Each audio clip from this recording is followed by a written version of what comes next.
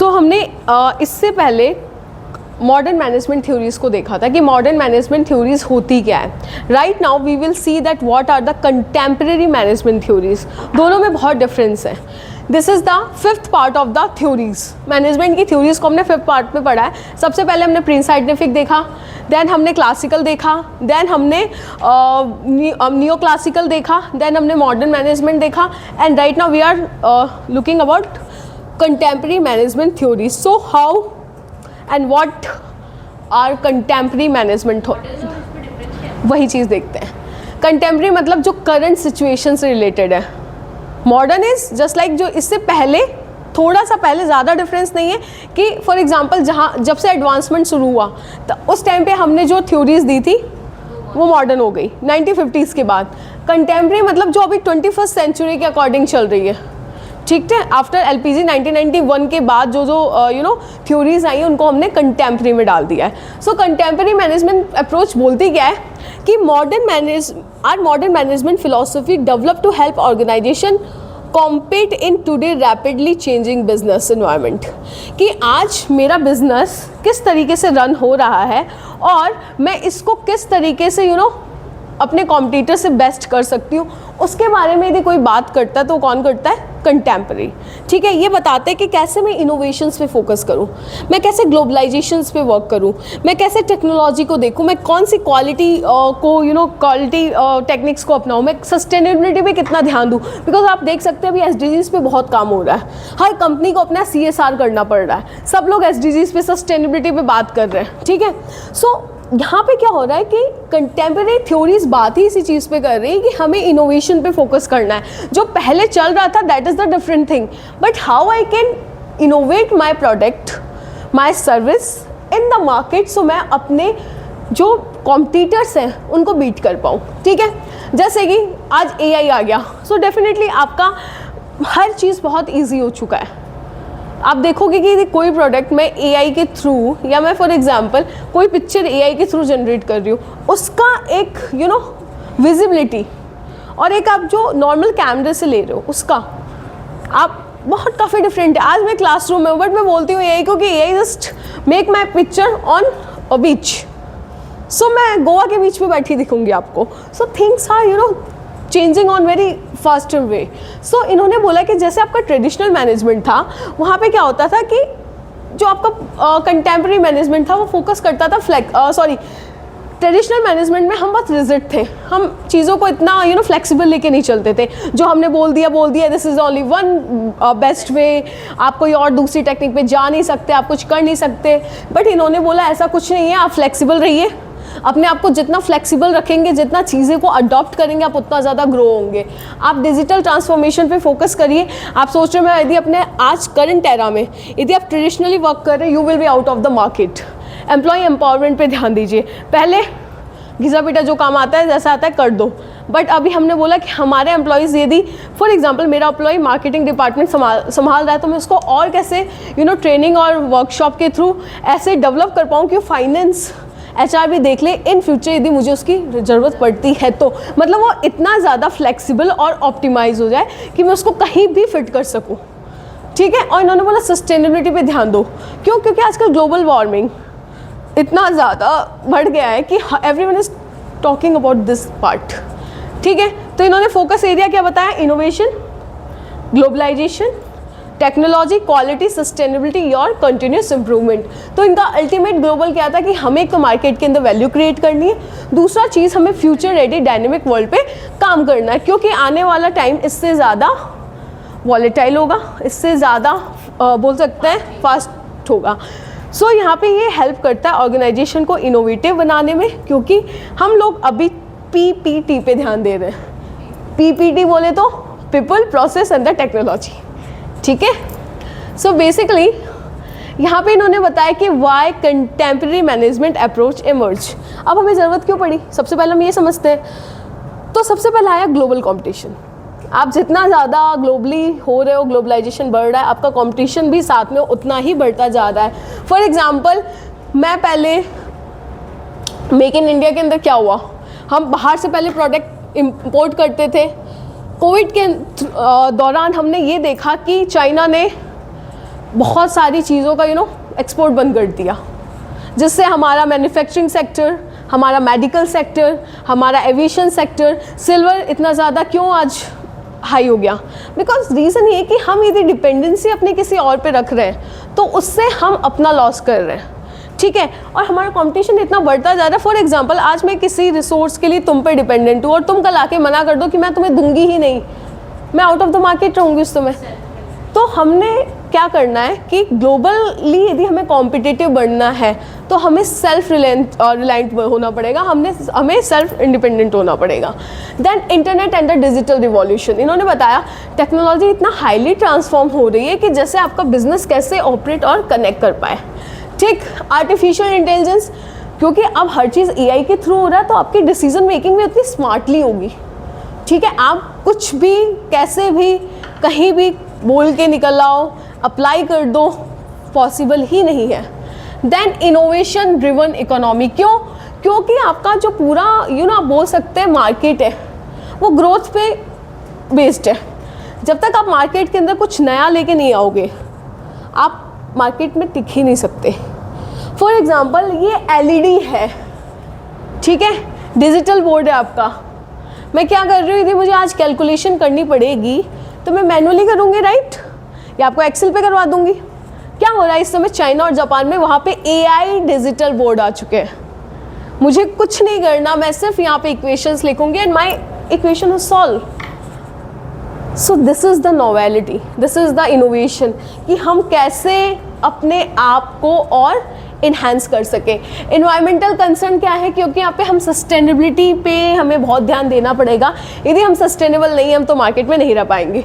Then knowledge based workforce, क्योंकि अब हमारी जो पॉपुलेशन आ रही है, जब हमारे एम्प्लॉयज़ आ रहे हैं, दे आर ऑलरेडी एजुकेटेड, तो अब हम उनकी एजुकेशन को वैल्यू क्रिएशन में कैसे कन्वर्ट करें, this is the major challenge.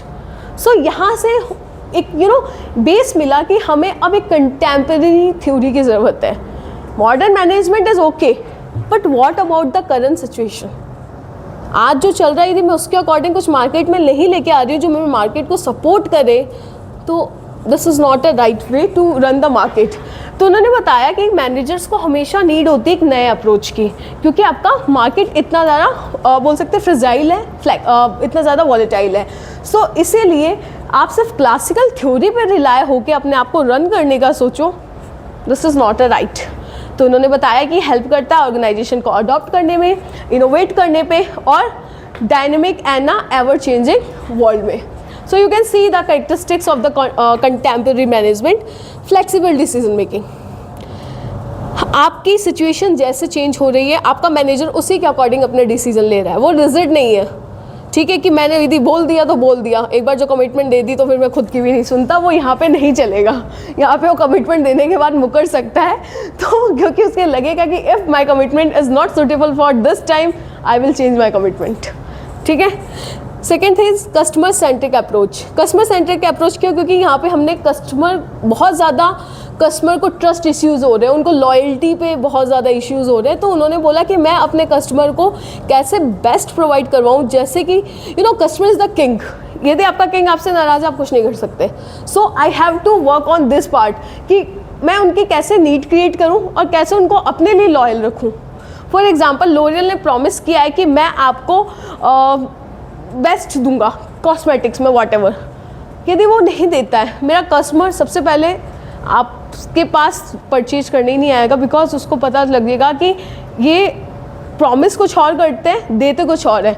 वहाँ से उनको ट्रस्ट इश्यू होगा, लॉयल्टी ऑटोमेटिकली ख़त्म हो जाएगी। मार्केटिंग के अंदर ये सबसे बड़ा पार्ट है कि जहाँ पे हम लोग कस्टमर के अंदर ट्रस्ट क्रिएट करते हैं, बिकॉज ट्रस्ट आपकी लॉयल्टी क्रिएट इंश्योर करता है। Third one is technology driven management. Y?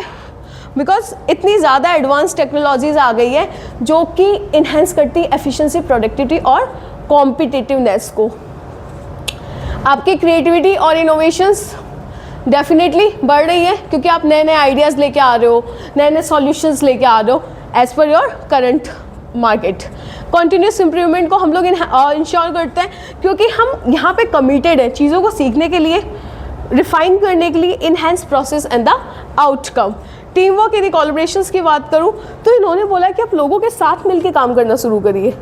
पहले की थ्योरीज किसी एक को इम्प्रूव कर रही हैं, किसी एक पर्टिकुलर एस्पेक्ट पे ध्यान रही है। Right now this theories talk about, क्योंकि हमें एक ऑर्गेनाइजेशन की शेयर्ड गोल को अचीव करना है, और शेयर्ड गोल कब अचीव होगा, जब हम साथ मिलके काम करेंगे। मतलब जब सबका साथ और सबका विकास होगा तो आपका शेयर्ड गोल यहाँ पे अचीव हो जाएगा। ठीक है, डेटा बेस्ड डिसीजन मेकिंग, क्योंकि यहाँ पे हमारा हर चीज़ फैक्ट, स्टैटिकल, मैथमेटिकल बेस्ड है, तो हमारा जो डिसीजन है वो भी क्या है, डेटा बेस्ड है। सस्टेनेबल बिजनेस प्रैक्टिस, भैया हम अपना ऑर्गेनाइजेशन रन तो कर रहे हैं, बट इसका मतलब ये नहीं कि हम इन्वायरमेंट को डिस्ट्रॉय कर देंगे। We have to become sustainable.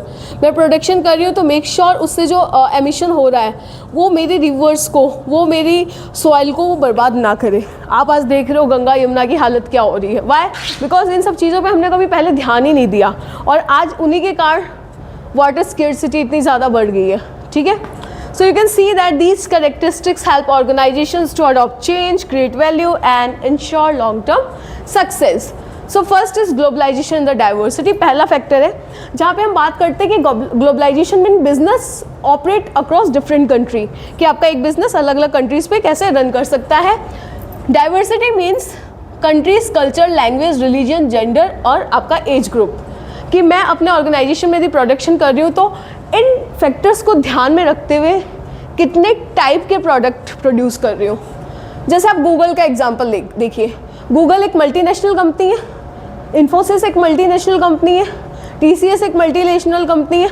तो यहाँ पे इन्होंने बोला कि मेरे यहाँ 100 नेशन से एम्प्लॉयज़ आ रहे हैं। ठीक है, डिफरेंट आइडियाज़ लेके आते हैं, कोई इंडिया से आएगा उसका पर्सपेक्टिव अलग होगा, कोई अमेरिका से आ रहा है उसका अलग है, कोई अफ्रीका से आ रहा है, कोई ऑस्ट्रेलिया से आ रहा है, सबका माइंडसेट अलग अलग होगा।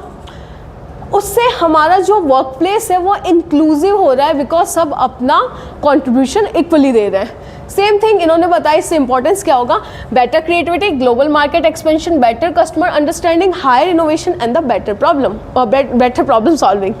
ठीक है, बट चैलेंजेस क्या है, कल्चर कॉन्फ्लिक्ट्स। मुझे लगता है कि मैं फॉर एग्जांपल, हम अपना एग्जांपल लेते हैं, एज ए इंडियन 200 साल तक ब्रिटिशर्स ने हम पे राज किया है, तो मेरे नज़र में तो वो अच्छे नहीं होंगे।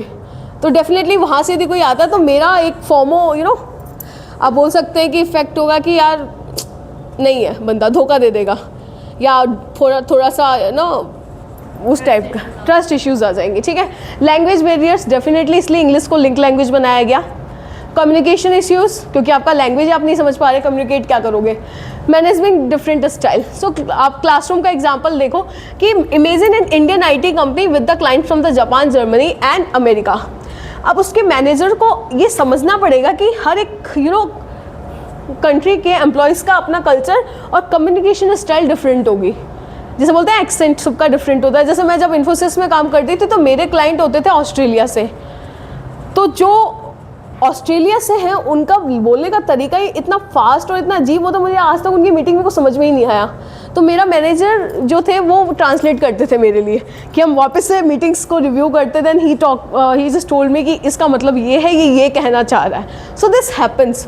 सो इन्होंने बोला कि हमें डिफरेंट कल्चर को, शेयर्ड गोल्स को, बेटर सॉल्यूशन को, स्ट्रॉन्ग फ्यूचर को साथ में लेके चलना पड़ेगा यदि हमें साथ मिलके आगे बढ़ना है। ठीक है, तो इन्होंने बताया कि ग्लोबलाइजेशन एंड डाइवर्सिटी क्या होती है, डिफरेंट पर्सपेक्टिव से साथ में है, जिससे स्ट्रॉन्गर टीम, बेटर डिसीजन और ब्राइटर फ्यूचर क्रिएट होता है। ठीक है, सेकेंड आता है knowledge and innovation driven organisation, क्योंकि आज क्या है कि जो हमारा ऑर्गेनाइजेशन है वो नॉलेज के बेस पे कम्पीट कर रहा है, नॉट जस्ट मशीन और मनी, कि आपके पास पैसा हो गया, मशीन होगी तो आप कम्पीट करोगे, नहीं। मेरे पास हाई इंटेलेक्चुअली एम्प्लॉयज़ अवेलेबल है जो अच्छे प्रोफेशनल्स हैं। फॉर एग्जांपल कोई है वो आईआईटी दिल्ली से पढ़ के आया है, कोई आईएम से आया है, तो डेफिनेटली उनको एक नॉर्मल स्टूडेंट बीट नहीं कर पाएगा। सो जो अभी इकोनॉमी और नॉलेज बेस्ड है, क्योंकि हर सबको पता है उन्हें काम कैसे तरीके से करना है। सो यहाँ पे employees idea become the organisation biggest assets. आज मैकिंसी का एम्प्लॉय जो आइडिया देगा वो जयपुरिया का एक बच्चा नहीं दे सकता, या फिर वो किसी और भी स्कूल्स का बच्चा नहीं दे सकता, क्योंकि क्या होता है उसके पास एक्सपीरियंस होगा। आज मैं इन्फोसिस में हूँ, मैं इन्फोसिस वाला एम्प्लॉइज़ वो आइडिया नहीं दे सकता जो डेलोइट वाला दे रहा है, बिकॉज उनका वर्क कल्चर अलग है। ठीक है, उनका पूरा काम करने का तरीका अलग है। डेलोइट टैक्सेशन पे काम करता है, इन्फोसिस अपना अलग काम कर रहा है, तो दोनों के माइंडसेट ही बहुत अलग होंगे। तो आप जितना ज़्यादा अपने आप को स्किल्स इन्हेंस करोगे, वो चीज़ें यहाँ पे इंप्रूव होगी। सो इन्होंने बोला इनोवेशन का मतलब आप बेस्ट प्रोडक्ट बनाइए, न्यू सर्विसेज क्रिएट करिए, बेटर बिजनेस प्रोसेस को इन्हांस करिए, बेटर कस्टमर एक्सपीरियंस पे फोकस करिए। अब यहाँ पे हम एक एग्जाम्पल लेते हैं आईफोन का। आईफोन का क्या है कि आईफोन अपना जब नया प्रोसेस लेके आता है तो उसने क्या किया, अमेजन से ऑटोमेट्स वेयर हाउसिंग रूट्स उन्होंने वो किया, ठीक है। सॉरी, टाइप्स ऑफ इनोवेशंस की बात कर रही हूँ मैं, एग्जांपल की बात नहीं कर रही हूँ। प्रोडक्ट इनोवेशन, एप्पल अपने नए नए सीरीज़ लेके आ रहा है, 17 आ गया, 18 आने वाला है, ठीक है। प्रोसेस की अमेजोन ने ऑटोमेट कर दी चीज़ें। सर्विस की बात करें, नेटफ्लिक्स के अंदर आजकल एआई आ चुका है, आप जो देखते हैं उसके बेसिस पे वो रिकमेंड कर देगा। बिजनेस इनोवेशन की बात करूँ तो आजकल उबर ने भी अपनी taxi services world wide available करा दी हैं, ठीक है।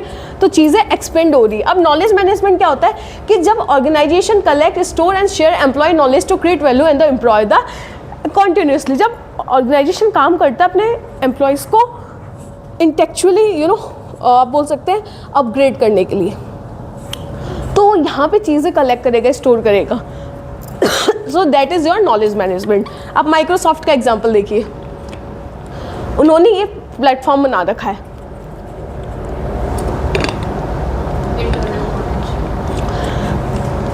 माइक्रोसॉफ्ट का एक प्लेटफॉर्म है, इंटरनल नॉलेज शेयरिंग प्लेटफॉर्म, जो अपने एम्प्लॉय को क्या करते हैं, इन्हांस करते हैं उनको, और कैसे हम बेटर इंटेलेक्चुअली अपग्रेड कर सकते हैं। तो बेनिफिट क्या है, faster innovations, better decisions, higher productivity और कॉम्पिटिटिव एडवांटेज। अब क्लासरूम का एक एग्जांपल देते हैं। आपका जो टीचर है वो पूछता है कि what is more valuable today, machine और आइडियाज़।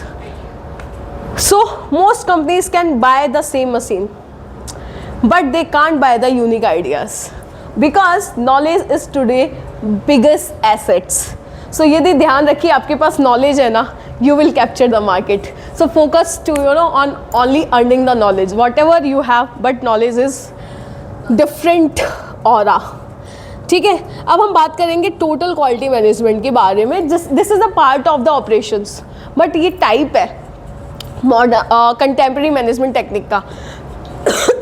सो बेसिकली TQM बताता क्या है, quality is a not act. ये बोलता है कि क्वालिटी एक एक्ट नहीं है, ये हैबिट है। कि मैं आज आपको अपना बहुत क्वालिटेटिव तरीके से पढ़ा के चली जाऊँ और कल से घास फूस काटने लग जाऊँ, this is a not a act, ये हैबिट है। कि यदि आज मैंने आपको मैंने आपको आज 100% दिया तो मैं आपको कल भी 100% दूंगी, मैं परसों भी 100% दूंगी। फॉर एग्जाम्पल यदि मैं ये बोतल प्रोड्यूस कर रही हूँ, if quality is 100% on first time, but second time ये टूट जा रही है या it is not up to the mark, आपका ट्रस्ट, आपकी लॉयल्टी ऑटोमेटिकली ख़त्म हो जाएगी और आप मार्केट से बाहर हो जाएंगे। So quality is not a act, it's a habit. और हैबिट कैसे बिल्ड होती है, कंसिस्टेंसी से। So you have to be consistent. Quality is everyone responsibility, इसीलिए आपका ये बेसिक रिक्वायरमेंट है कि आप कंसिस्टेंट रहिए, आप लॉयल रहिए, आप ट्रस्ट वर्दी रहिए, तो आप मार्केट को कैप्चर कर पाएंगे एनी फील्ड, ठीक है। सो अब ये क्या बता रहे हैं definition. So because this is a part of the TQM, थोड़ा सा इसके अंदर इंटरपर्सनल स्किल्स भी आ जा रही है। So what is the TQM? So it is a philosophy in which every employee continuously work to improve quality and satisfy customer। कि हर बंदा इसी बेसिस पे काम कर रहा है कि मैं अपने कस्टमर को कैसे और ज़्यादा इन्हांस कर सकता हूँ। प्रिंसिपल क्या है, कस्टमर पे हम फोकस करके चलते हैं, यहाँ पे कंटिन्यूस इंप्रूवमेंट को ध्यान में रखते हैं, एम्प्लॉय पार्टिसिपेशन को इंश्योर करते हैं, प्रोसेस इंप्रूव, हम प्रोसेस को कैसे बेटर वे में इंप्रूव कर सकते हैं, फास्टर डिसीजन मेकिंग पे ध्यान देते हैं और लीडरशिप कमिटमेंट पे ध्यान देते हैं। सो TQM बेसिकली टोयोटा ने लाया था, ठीक है। यहाँ पे इन्होंने बात की कि every employ can't stop the production line if the detected the defect. कि यदि कहीं पे मुझे कोई फॉल्ट मिलती है तो उसके कारण सबका काम नहीं रुकना चाहिए।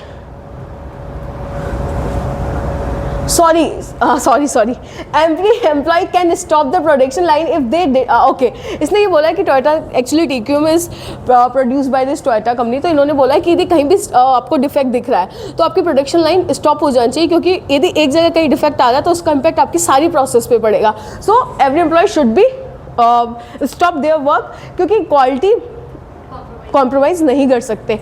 ठीक है. So basically advantage, better customer satisfaction, fewer defects, lower cost, high efficiency, better production. So इन्होंने बोला इम्प्लीमेंटेशन टेक्स टाइम बिकॉज लंबा प्रोसेस है ये. ठीक है. So TQM is not just about the tools and the technique, it is about the building culture of the quality where every employ is committed to the continuous improvement and the customer satisfactions. So आप अब ये part है operations management के, but हम इसको यहाँ पे देख लेते हैं बिकॉज कंटेम्प्रेरी मैनेजमेंट की टेक्निक्स में इन पे बात की जाती है. सो यदि मैं TQM की बात करूँ तो ये फोकस करता है क्वालिटी पे, बट जो लीन है, लीन क्या बोलता है कि आप वेस्ट को कम करिए, आपकी क्वालिटी भी बढ़ेगी, आपकी प्रोडक्टिविटी भी बढ़ेगी. सिक्स सिग्मा बोलता है आप डिफेक्ट कम करिए. ठीक है. यहाँ पे गोल क्या होता है, कस्टमर सेटिस्फैक्शन, बट ये बोलता है आप एफिशिएंसी पे काम करिए, और ये बोलता है नियर जीरो एरर्स. आपके एरर्स जितने कम होंगे आपकी प्रोडक्टिविटी बढ़ेगी. अप्रोच क्या है, ऑर्गेनाइजेशन वाइड है, ये कंटिन्यूस फ्लो है, और ये क्या है, statistical analysis. Now example Toyota and the Motorola. ठीक, मैं शेयर कर दूंगी वो. ठीक है. सो डिजिटल ट्रांसफॉर्मेशन, AI और एजाइल मैनेजमेंट को भी देख लेते हैं. तो बेसिकली यदि मैं बात करूँ ना तो आपका कंटेम्प्रेरी मैनेजमेंट प्रॉपर ऑपरेशंस पे बेस्ड है. सो बेसिकली यदि मैं डिजिटल ट्रांसफॉर्मेशन की बात कर रही हूँ तो यहाँ पे हमने डिजिटल टेक्नोलॉजी का इन्वॉल्वमेंट बहुत ज़्यादा देखा है. ठीक है. जैसे आप देखो cloud computing, ERP system, ecommerce, digital platform, automation and the IoT. So ये सारे पार्ट किसके हैं, डिजिटल ट्रांसफॉर्मेशन के. सेकेंड थिंग, AI मैनेजमेंट कैसे हो रहा है, हम डिमांड को प्रिडिक्ट कर रहे हैं बेस्ड ऑन द AI, क्योंकि हमारे पास प्रीवियस डेटा अवेलेबल है. फोरकास्टिंग, हम सेल्फ फोरकास्ट कर सकते हैं. कस्टमर सपोर्ट कैसे हो सकता है, चैटबॉट से. आप आज कोई भी ट्रैवल ऐप यूज़ करिए, आप कोई भी फूड रिलेटेड ऐप, आप कोई भी कॉस्मेटिक ऐप्स यूज़ करिए, सब पे आपको चैटबॉट मिल जाएगा. How can I help you, नीचे पॉपअप आ जाता है. ठीक है.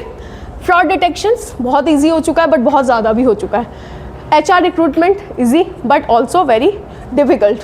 पर्सनलाइज मार्केटिंग, जैसे इनके एग्जाम्पल इन्होंने बताया, अमेजोन आपको रिकमेंड करता है, नेटफ्लिक्स भी आपको रिकमेंड करता है, एंड द स्विगी भी आपको बताता है कि आपका कितने देर में आपका खाना आपके घर तक पहुंच जाएगा. सो एजाइल मैनेजमेंट क्या होता है कि एक फ्लेक्सिबल मैनेजमेंट अप्रोच है, जहाँ पे हम लोग क्या करते हैं कि teams quickly respond to changing customer needs.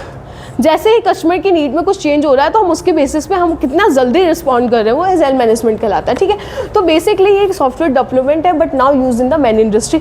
जब इसका यूज़ स्टार्ट हुआ था तो ये सॉफ्टवेयर कंपनीज में स्टार्ट हुआ था, बट आजकल हम हर जगह यूज़ कर रहे हैं बिकॉज कस्टमर इज किंग. ठीक. So you can see agile principle, customer के साथ आपको कोलैबोरेट करके चलना पड़ेगा. स्मॉल इंप्रूवमेंट बहुत ज़्यादा जरूरी है. Faster feedback, team empowerment, continuous learning. Spotify one of the best example. कैसे, use agile team call the squads. ठीक है. And each team works independently.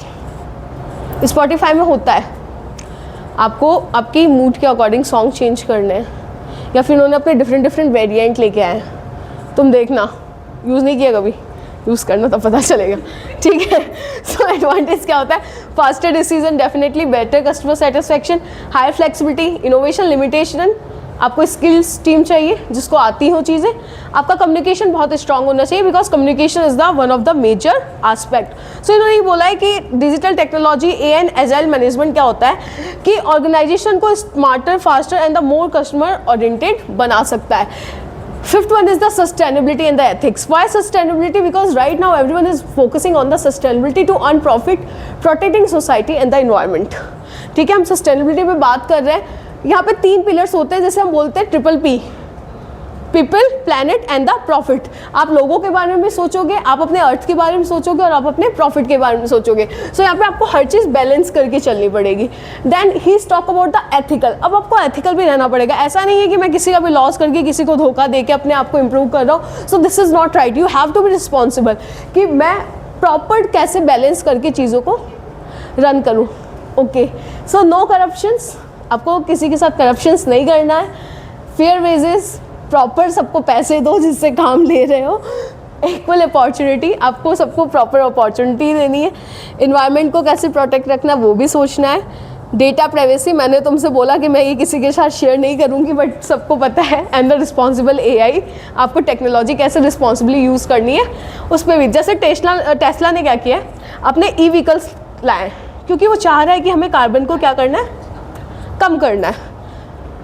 Patagonia environmental conservation और सस्टेनेबल लिविंग पे ध्यान दे रहा है. टाटा ग्रुप ने CSR मैंडेटरी कर दिया है. Community development, ethical business, nation building, सब इंपॉर्टेंस आप देख सकते हैं, आपकी ब्रांड इमेज इंप्रूव होती है। मैं बोलूँगी मैं सस्टेनेबली वर्क कर रही हूँ, ठीक है, तो लोगों को लगेगा कि हमारी सोसाइटी के बारे में भी इक्वली सोच रही है। ऐसा नहीं कि सिर्फ मेरा अपना काम बनता भाड़ में जाए जनता, इनको इससे मतलब नहीं है, they actually work on real manner. Customer trust, आप ट्रस्ट मेंटेन करके चल रहे हो। लीगल कंप्लायंस क्या है, लॉन्ग टर्म ग्रोथ क्या है, एनवायरमेंटल प्रोटेक्शन क्या है। So sustainability and the ethics not a responsibility, आप इसको बोले एक रिस्पॉन्सिबिलिटी नहीं है, they are the competitive advantage जो कि आपको लोगों से अलग बनाएगा। So advantage and limitations are almost same, कि आप इनोवेशंस को बढ़ाइए, प्रोडक्टिविटी को ध्यान में दीजिए, बेटर कस्टमर सेटिस्फेक्शन पे फोकस करिए, digital transformation, better employ engagement, global competitiveness, sustainable growth, faster decision making, all are same which we already read. And limitations is the implementation cost definitely ज़्यादा है, आपको continuously learning सीखना पड़ेगा। Technology पे हम बहुत ज़्यादा डिपेंडेंट हो चुके हैं। Cyber security, data breach, you know, it's one of the main reason, resistance to change and the complex decision making. So these are the some very recent example जहाँ पे आप देख सकते हो कि कैसे ये कंपनीज इन सब चीज़ों को फॉलो कर रही हैं। सो ग्लोबलाइजेशन, डाइवर्सिटी की बात करें तो Google is one of the best example.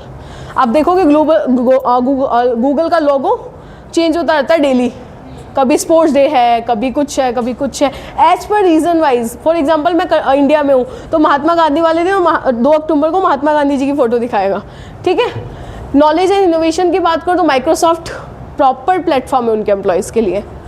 TQM Toyota, lean Toyota, 6 sigma Motorola, digital transformation Amazon, AI, Netflix, Agile, Spotify, and sustainability is the Tata Group. So this is the last one. Hope you understand this. Okay. So any query? Okay.